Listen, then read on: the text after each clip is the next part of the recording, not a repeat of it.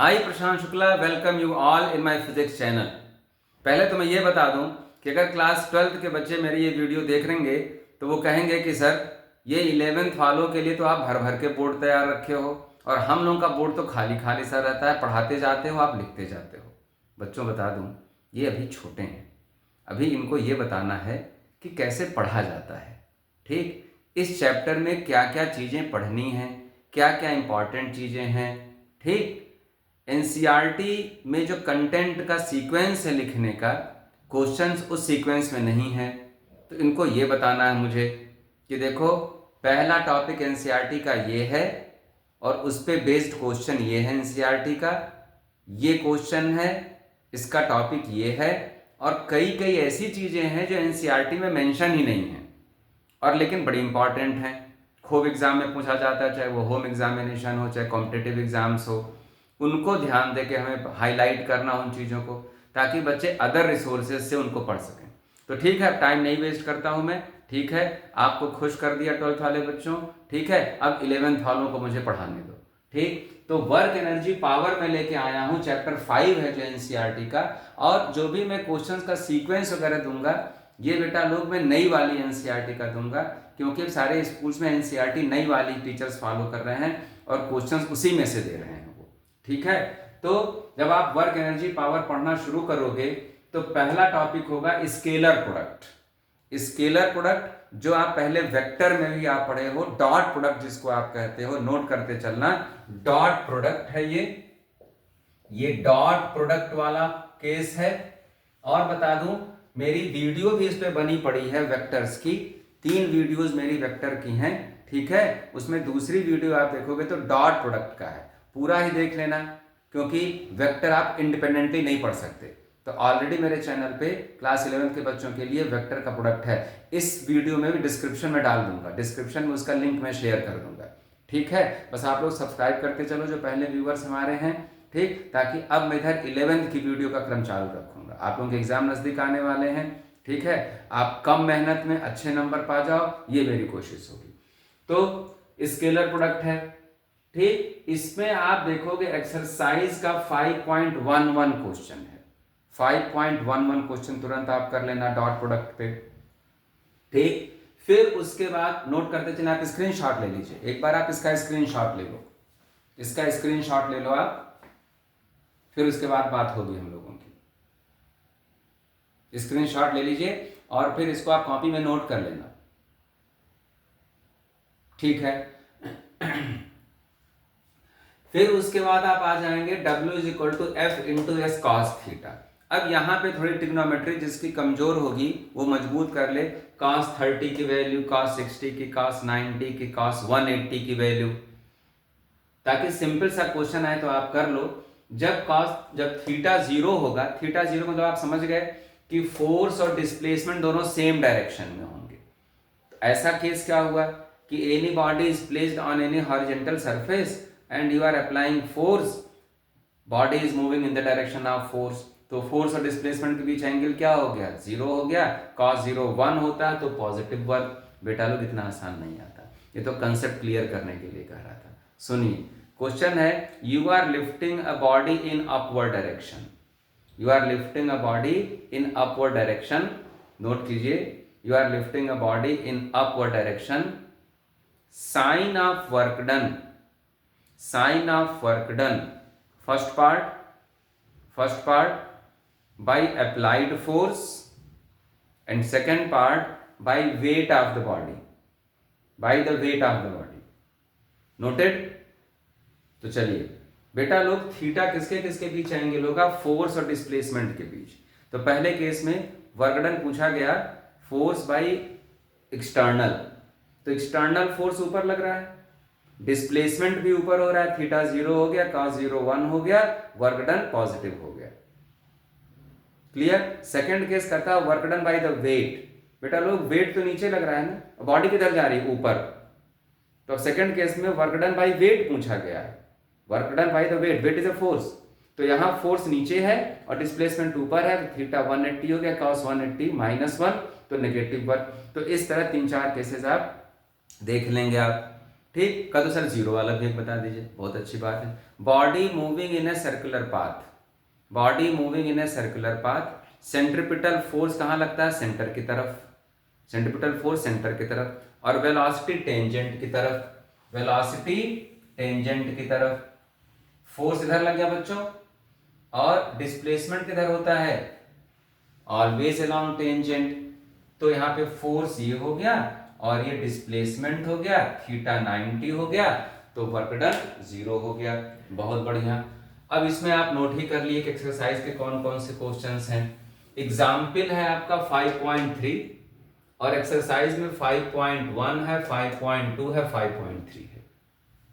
Clear? अब इसके बाद आप आ जाएंगे वर्क एनर्जी थियरम।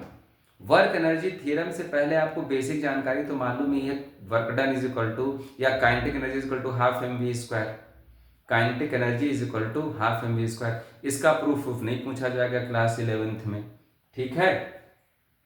तो इस पे भी क्वेश्चन है सिंपल सा, kinetic energy half M we square पे, एग्जाम्पल 5.4, सिंपल सा क्वेश्चन है। बस बाद में पूछता है एनर्जी लॉस कितनी हो, एनर्जी ओरिजिनल एनर्जी माइनस बाद वाली एनर्जी, तो एनर्जी लॉस पूछा गया, एक स्टेप बढ़ गया उसमें, बस कोई खास बात नहीं है। वर्क एनर्जी थ्योरम का प्रूफ आप पढ़ लेंगे, प्रूफ पढ़ लीजिएगा, डिराइव कर लेना इसका डेरिवेशन। इस पे बेस्ड क्वेश्चन है एग्जाम्पल 5.2, एक्सरसाइज 5.6, 5.20, 5.6 एक्सरसाइज और 5.20 है। क्लियर?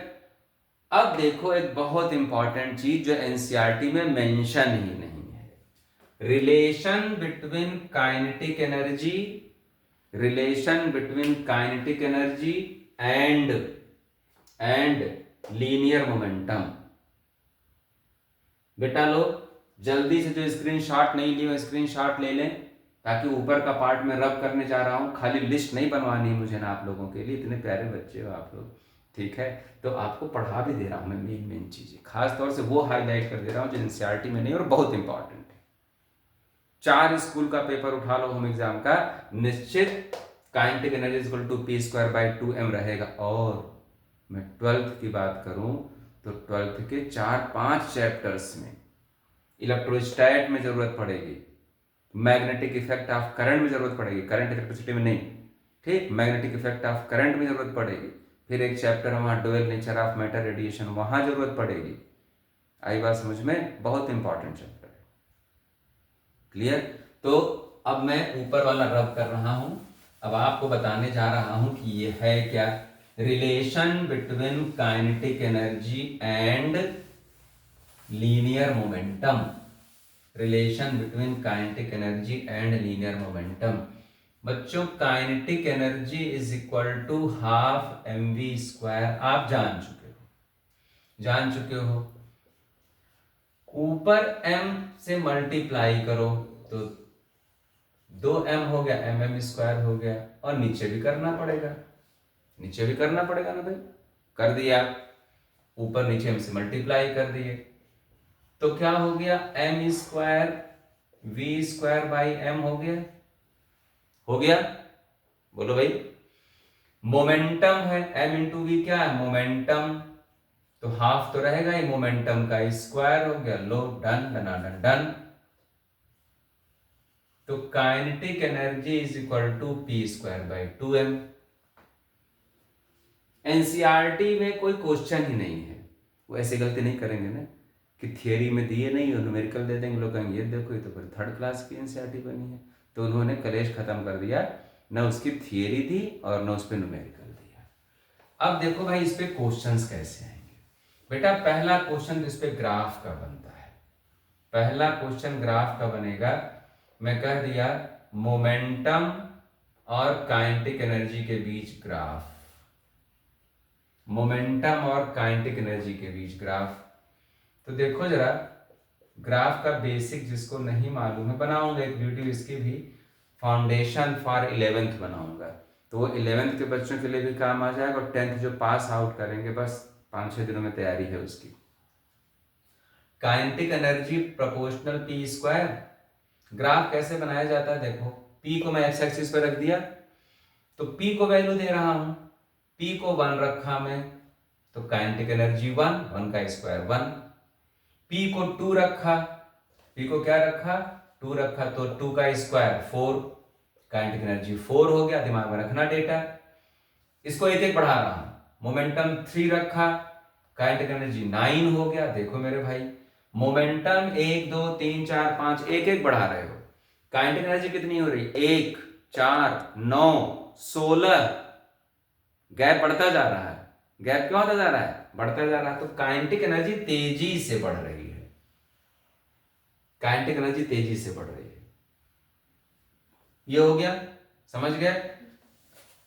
अब देखो धोखा हो जाता है, काइनेटिक एनर्जी और पी स्क्वायर के बीच ग्राफ आ गया। किसके बीच आ गया, पी स्क्वायर के बीच। सर ये तो लीनियर हो गया, लीनियर ग्राफ हो गया, पी नहीं है ना, पी स्क्वायर पूरी एक चीज हो गई।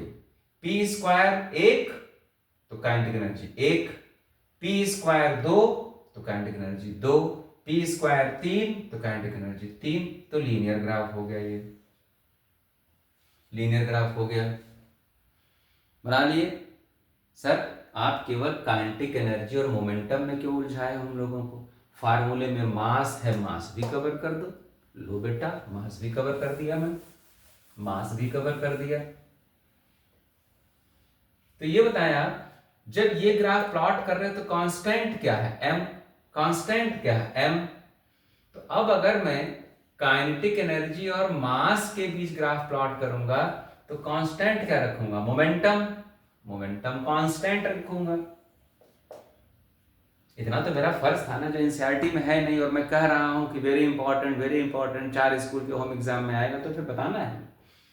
काइनेटिक एनर्जी मास के इनवर्सली प्रोपोर्शनल, इनवर्सली प्रोपोर्शनल। अब आप कहोगे सर जी स्ट्रेट क्यों नहीं है ऐसे, बेटा जब कांस्टेंट वाली चीज ना स्क्वायर में रहेगी तो ग्राफ कर्व हो जाता है। ये हायर मैथमेटिक्स में आती है बात, ठीक, अभी आपको उस चक्कर में नहीं डालना है। तो ये हो गया graph, how does kinetic energy very, बेटा सेंटेंस बनाया करो क्योंकि पेपर में लैंग्वेज रहेगा। How does kinetic energy very with mass for a given momentum, for a given momentum.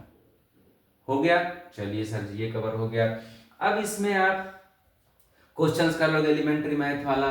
If momentum लिख लो, if momentum is increased by 10%, if momentum is increased by 10%, momentum is increased by 10%, what is percentage change in kinetic energy, what is percentage change in kinetic energy। तो चलिए ये काम आपका हो गया। Force और डिस्प्लेसमेंट के बीच ग्राफ एनसीईआरटी में दिया है ये, ठीक। फोर्स डिस्प्लेसमेंट ग्राफ की एरिया से क्या आएगा, वर्क डन। अब देखो इसमें क्या बताना जरूरी मैं समझ रहा हूं। एक ऐसे ग्राफ आपको दे दिया गया, ऐसे ग्राफ दे दिया गया आपको, ऐसे ग्राफ दे दिया गया। कैसे, ये लो ग्राफ दे दिया गया, ये डिस्प्लेसमेंट मीटर में दिया गया। बेटा लोग यूनिट चेक कर लिया करो, सेंटीमीटर मीटर में कन्वर्ट कर लिया करो। कभी डाइन दिया रहता है तो डाइन को न्यूटन में कन्वर्ट कर लिया करो।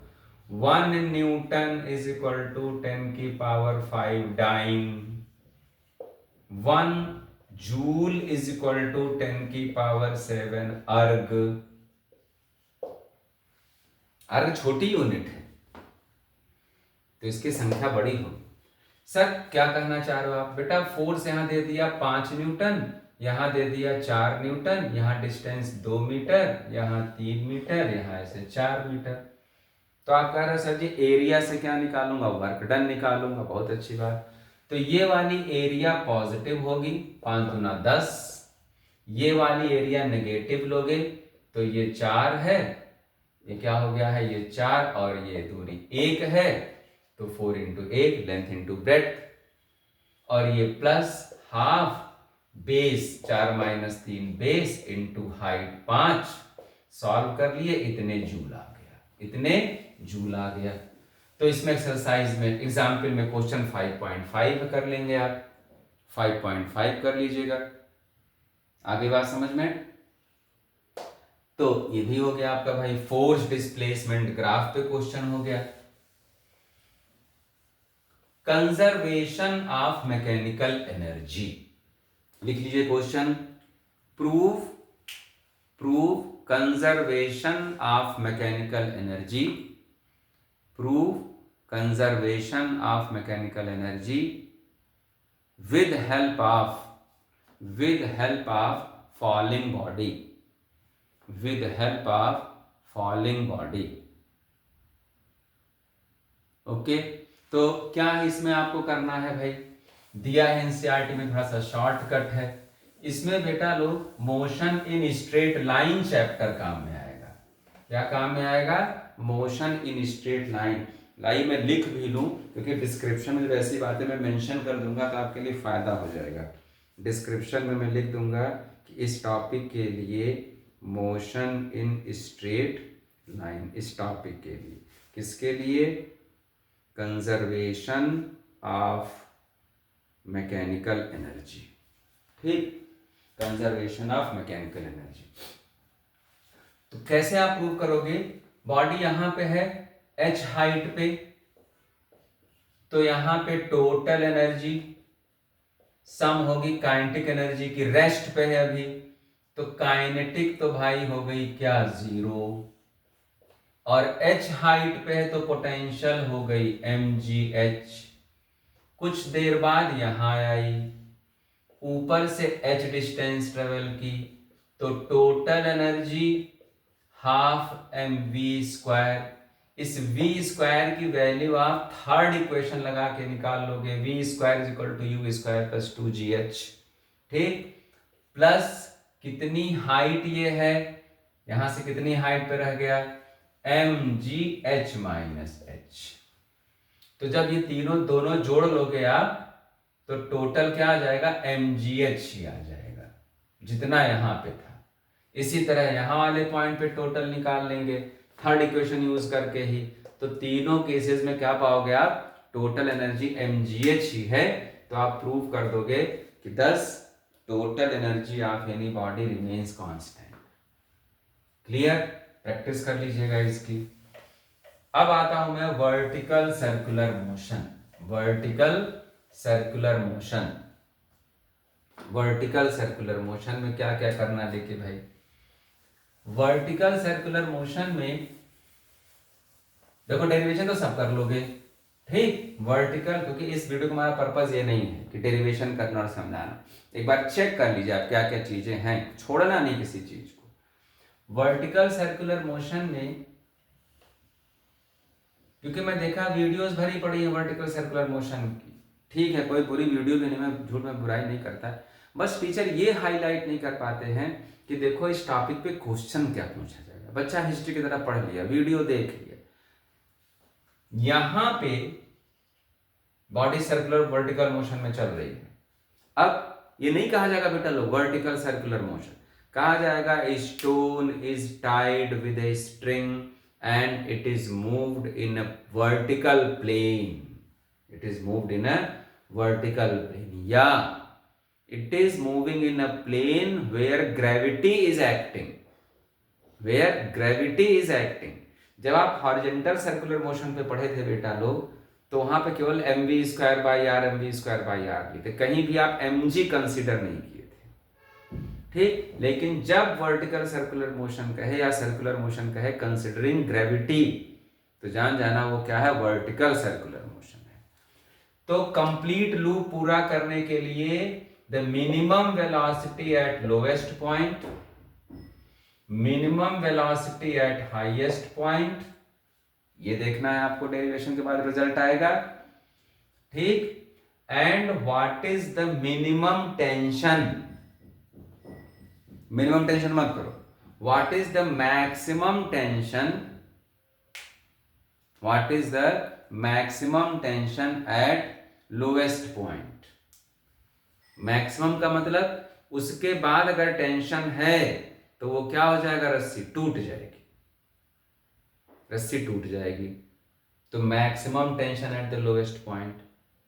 समय रहेगा आपके पास तो सारे पॉइंट पे, यहां यहां सब पे आप स्पीड का फार्मूला याद कर लेना, ये दोनों इंपॉर्टेंट हैं, लोवेस्ट पॉइंट और हाईएस्ट पॉइंट वाला वर्टिकल सर्कुलर मोशन का। क्लियर है बात? सारे रिजल्ट इसके याद कर लेंगे, डेरिवेशन कर देंगे, law of conservation of energy से होता है ये। Total energy here is equal to total energy here, इसी से हो जाएगा। तो की पॉइंट यही है इसका। आगे बात समझ में। अब इसके बाद हम लोग आते हैं वेरी इंपॉर्टेंट, निश्चित पेपर में रहता है, हुक्स लॉ। अब ये कहो तो एक जैसी चीजें थी ये सारी, ये एक हिस्सा था वर्क एनर्जी पावर का, ठीक है। दूसरे हिस्से पे आते हैं हम लोग, Hooke's law, potential energy of spring. Hooke's law सब जानते हो कि जितना ज्यादा फोर्स लगाओगे, change in length of the spring उतना ही ज्यादा होगा। तो F is equal to k x. बेटा है तो बड़ा छोटा सा टॉपिक, लेकिन छोटी छोटी बातें बच्चे नहीं पढ़ते हैं, इसको पूरा मैथ की तरह पढ़ते हैं। कह दिया जाता है कि किसी स्प्रिंग पे फोर्स बढ़ा दिए तो क्या बढ़ जाएगा, के, नहीं मत बढ़ाना, क्योंकि के प्रॉपर्टी ऑफ स्प्रिंग, के is property of spring. Harder the spring, stiffer the spring, hard मतलब स्टिफर, जो स्प्रिंग जितनी हार्ड होती है के उतना ही हाई होता है, के ज्यादा होता है। हाँ सर समझ में आ गया। अगर के की वैल्यू ज्यादा है तो फोर्स ज्यादा लगाना पड़ेगा, मैथमेटिकली भी ऐसे समझ में आ रहा है, ठीक है। तो ग्राफ इसका आ जाएगा, ग्राफ F बनाए आप, X बनाए, मैं F को X पे लिख रहा हूं, कई किताब वाले X को लिखते हैं X एक्सिस पे, लेकिन नहीं, फोर्स बढ़ाने से लेंथ चेंज होगी ना, तो फोर्स बढ़ाते जा रहे हो, X चेंज होता जा रहा है। तो यहां स्लोप से क्या आया, perpendicular by base, X by F, ये क्या आ गया, X बाई F तो 1 बाई के होगा, सर समझ गया। तो अगर स्लोप ज्यादा है, स्प्रिंग ए स्प्रिंग बी, किसका स्लोप ज्यादा, इसका स्लोप ज्यादा, स्लोप ज्यादा मतलब x बाई एफ ज्यादा, x बाई एफ ज्यादा तो k कम, तो किसका k कम, a का, स्प्रिंग a का k कम है और b का ज्यादा है। तो हार्ड कौन है, हार्ड कौन है, b है। बेटा लोग बदल दिया गया ग्राफ, रट के नहीं जाना है, बिल्कुल नहीं रट के जाना है। यहां F बना दिया, यहां X बना दिया, सॉरी यहां X कर दिया, यहां F कर दिया,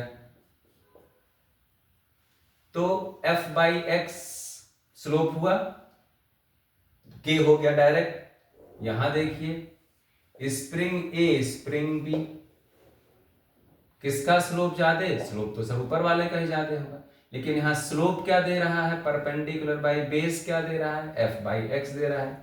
तो यहां A हार्डर हो गया और B सॉफ्टर हो गया, ठीक, कर लोगे आप। पोटेंशियल एनर्जी ऑफ स्प्रिंग का डेरिवेशन आप कर लेंगे, पोटेंशियल एनर्जी ऑफ स्प्रिंग का derivation half area under graph से, किसी किसी स्कूल में इंटीग्रेशन मेथड से कराया जाता है, दोनों कर लेना। Half k x square half F x, यहीं से देख लो, half perpendicular by base, perpendicular F, triangle के एरिया, इसी से ये आ गया है। F is equal to k x रख दोगे, F is equal to k x रख दोगे तो आ गया कि नहीं, के एक्स स्क्वायर। अगला फार्मूला हो जाएगा, x को रख दिया आप क्या, F बाई के, x को क्या रख दिए, F बाई के, तो क्या आ गया, हाफ F स्क्वायर बाई के। दुनिया भर के क्वेश्चन इसमें हैं कंपेयर करने वाले, दो स्प्रिंग है, दोनों पे सेम फोर्स लगाया जा रहा है, क्वेश्चन इंफॉर्मेशन दिया रहता है बेटा लोग क्वेश्चन में, two springs having same force, A is harder than B, A harder than B मतलब ए का के अधिक है, के अधिक है तो कम एनर्जी लगानी पड़ेगी, कम एनर्जी स्टोर होगी, कम वर्क करना पड़ेगा फैलाने में इसको। तो बस फार्मूले से खेलना, टू स्प्रिंग्स हैविंग सेम के, आइडेंटिकल स्प्रिंग कर दिया, हैविंग सेम के मतलब आइडेंटिकल मतलब सेम के। In first spring change in length is twice than the first one, then what is energy stored, K constant कह दिया, x डबल है तो एनर्जी स्टोर डबल, 4 टाइम्स हो जाएगी, 2 का स्क्वायर 4 टाइम्स। तो ऐसे ऐसे क्वेश्चन है, इसमें आपके एग्जाम्पल 5.8 है, ठीक, एनसीईआरटी में कोई और एक्सरसाइज में कोई क्वेश्चन नहीं है, पहले पुरानी वाली में एडिशनल में क्वेश्चन हुआ करता था, निकाल दिया, वो लेवल 3 का था, कॉम्पिटिटिव एग्जाम्स के लिए था, उसकी भी वीडियो अलग से बनाऊंगा। मैं सोचा हूँ कि पुरानी वाली एनसीईआरटी के एडिशनल के क्वेश्चन डालूंगा मैं, ठीक है। थोड़ा ये सीबीएसई वाला दौर खत्म हो जाएगा, उसके बाद उस पर काम करना है मुझे।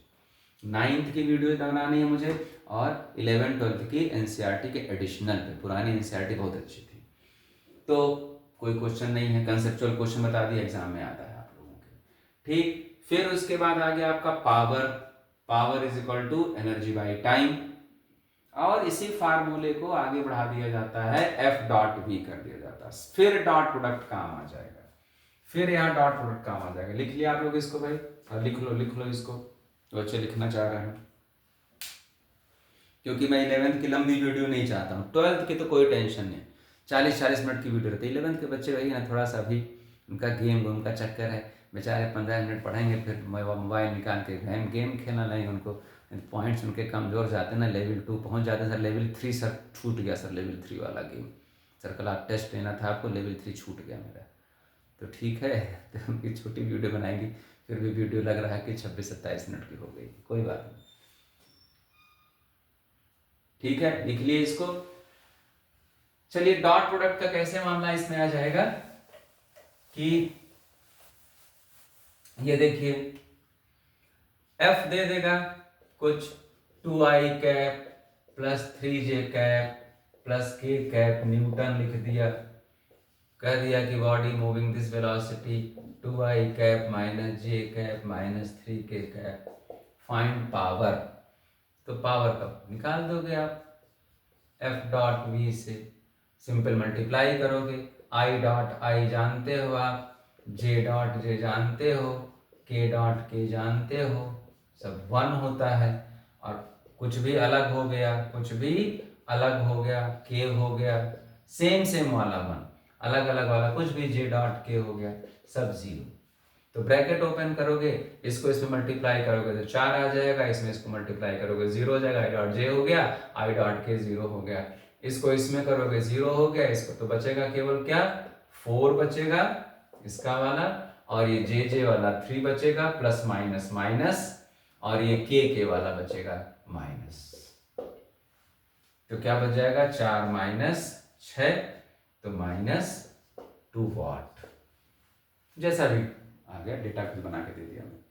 अब इसके बाद आप आएंगे बेटा लोग 5 नंबर का, हाफ ईयरली में तो 5 नंबर का आता है भाई, एनुअल में गारंटी नहीं दे सकता मैं, क्योंकि एनुअल में कई चैप्टर हैं 5-5 नंबर वाले, कई टॉपिक्स हैं, बर्नौली का डेरिवेशन पूछ दिया जाएगा, ठीक है, ऑसिलेशन में कुछ डेरिवेशन है वो पूछ दिए जाएंगे, टर्मिनल वेलोसिटी डेरिवेशन के साथ न्यूमेरिकल लगा दिया जाएगा, 5 नंबर हो जाएगा। लेकिन हाफ ईयरली में तो वर्क एनर्जी पावर जिसके सिलेबस में रहता है, ये मस्ट रहता है।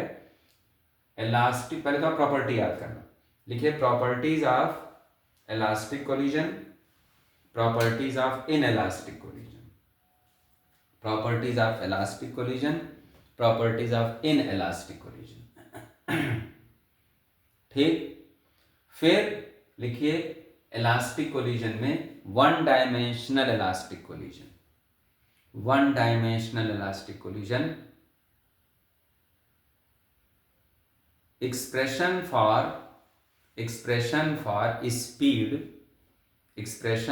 speed in 1 dimensional elastic collision after the collision। Sir क्या बोल रहे हो, ये लंबा है, समझ में नहीं आ रहा है। देखो भाई दोबारा पढ़ लो, 2 बॉडीज हैं ए और B, moving in same direction u1 and u2 velocity से, कोलिजन के बाद ये v1 v2 से चल रहे हैं, चलने लगे, तो इसी v1 v2 का फार्मूला निकालना है।